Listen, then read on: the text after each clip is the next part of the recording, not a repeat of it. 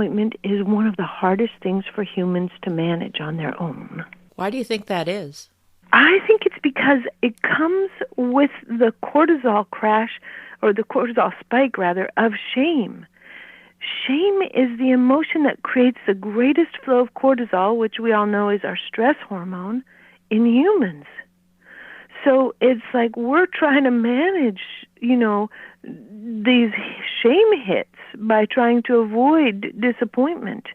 Because if we bring something that we think is fabulous to somebody else and they're like, well, not so much, there's this crash in the disappointment, and the feeling of anxiety, pain in the chest, even headaches can come from the spike of cortisol. Well, that's interesting what's happening, inside our heads.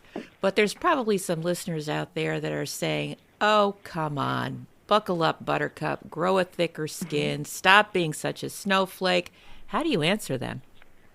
Well, this is another way of diminishing our joy. If somebody says that to others, they say it to themselves, don't be so sensitive.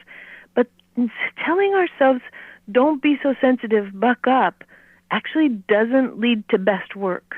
What leads to best work is people letting go of the idea that they have to protect their child selves because they're still in such a dangerous situation as they were when they were children. That's no longer true. We're much safer as adults than we ever were as children. We're less dependent for our very, food and existence on, for example, an employer. It's intense. Work is intense. We need to stay employed. We need to be able to eat. But it's not like being a child.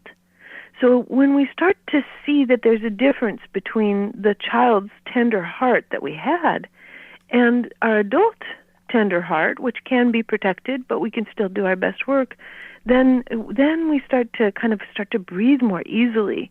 We're more protected from shame now as adults than we were as children.